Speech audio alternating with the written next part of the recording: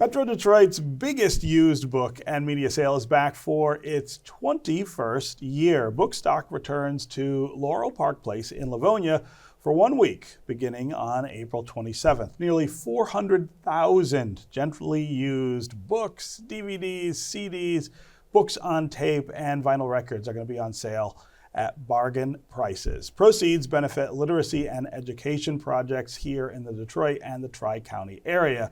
There is also an essay contest for fourth graders in the Detroit Public Schools Community District. Joining me now is the district's deputy superintendent and Bookstock's honorary chancellor, Alycia Meriweather, along with last year's contest winner, Damir Archer, and his teacher at Mary McLeod Bethune Elementary Middle School, Kenneth Powers. Welcome, all of you, to American Black Journal. Thank you. 21 years of Bookstock. I say that every year when you guys come on, that I can't believe how long we've been doing this, but I really can't believe 21 years. 21 years, and honestly, it's getting bigger and better every year. And the contest that our students participate in, I think, has gotten bigger and better every year, too. Yeah.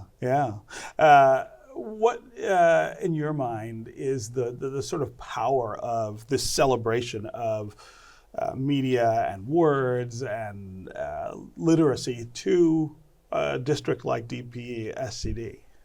I think reading is the fundamental building block of all other things. I mean, the ability to read opens all kinds of doors, right?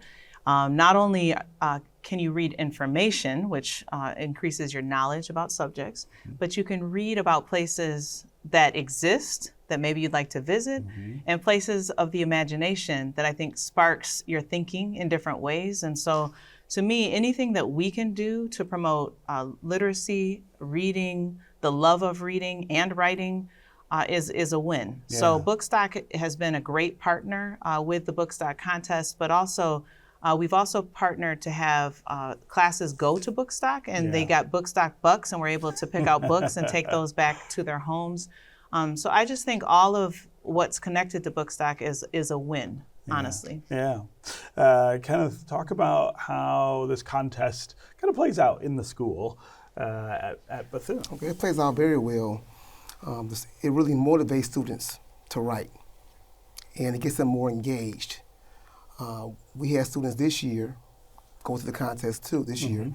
The student who was our runner-up is Promise Lewis. So it's great. You know, it gets the kids engaged, it gets them focused, and also the element of competition. Yeah, they like that. I'm sure they like that. They enjoy that. How does this integrate into the curriculum there in terms of how you're teaching kids, not just to read, but of course to use the language in many different ways, right? For sure. Right now we're focusing on writing paragraphs and writing essays. So students know that they have to write more than just one sentence. And they use the information from the books as far as how the author writes and use that as a model. So that's very well. Yeah. So Damir, tell me about what you wrote last year that won the essay contest. I wrote an essay about the book named Weirdo. It was about a kid named Weirdo. He moved into a new town and a new school, and people was making fun of him because of his name and his dad's name. And so what was it about that story that made you want to write about it? Because it was bullies, and we need less bullies. We don't need all sure, right? And so what did you write in your essay? What did you say about it? When he was getting bullied, a new student came in and helped him get popular and fit in. Yeah. So Damir, tell me about books and how important they are to you. Books like Weirdo. Do you spend a lot of time reading and thinking about stories? No, actually, I've been paying attention to like martial arts. Yeah. I want to own my own business in martial arts studios. Wow.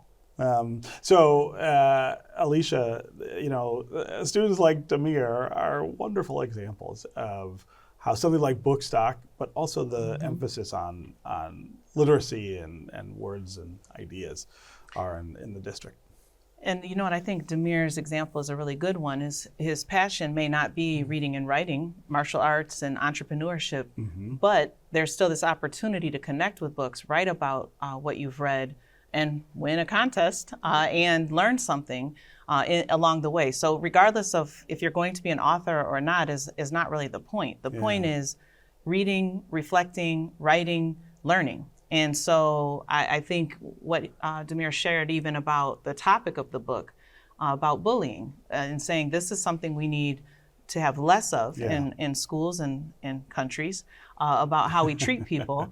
And those are lessons that you will take with you, that will help you through the years. And so regardless of what he chooses to do or the other young people who participate in the contest, or all the young people in our district who read, whatever they do next, whatever they've read stays with them. Yeah. That's one of the beautiful things about reading. It really is. It is, for me, the most valuable part of school. The things I remember about school are all about books that we read, either in elementary or even in high school. It really is the powerful kind of spine that goes through everything else. Agree. Agree.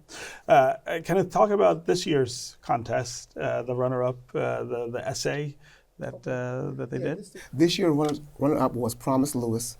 She wrote about a book that was set during the women's suffrage movement, 1920s, and she put herself into it. She imagined how she would feel if she lived during that time period. And it was good to see how students respond to social issues. Yeah. I mean, that's a pretty complicated set of ideas for an elementary school student to put down on paper and into an essay.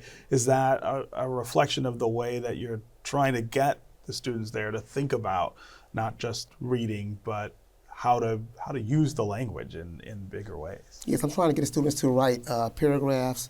On our M-STEP test, they have to write an essay and have to learn how to write more than one paragraph and getting their ideas out, And this is great. This is great for that. Yeah. Alycia, we've been working for a really long time in Detroit on literacy in particular, not just, and I always want to emphasize this, not just reading scores, right? That's one measure, but again, the way students integrate the language into every part of school, but also in every part of their lives is the goal. And we've made some real progress, I feel, in the last decade or so, for sure. Definitely making progress. There's a lot more work to do, but I would definitely say we've made some progress. I think your distinction around test scores versus actually being able to read, two different things. Yes. Tests do not measure your ability to read. It's an assessment of how you answered these questions. And so I think it is important to make that distinction. When we're trying, from pre-K all the way up through high school, trying to integrate basically pieces of literature that are of interest. So trying to look at what books, what articles, what pieces would be more interesting for young people to read, looking at different genres.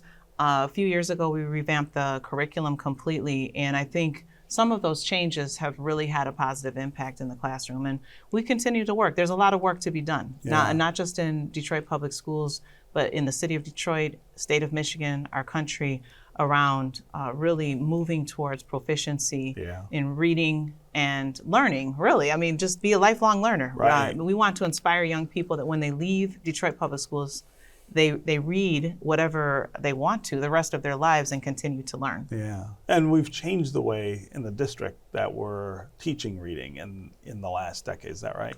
There have been some significant changes. I think one of the biggest changes is actually around reading intervention and the hiring of academic interventionists and a program called Orton Gillingham, which is really around working with young people who are having challenges deciphering and understanding what they're reading and giving them really effective strategies. And we have seen some movement in that space too.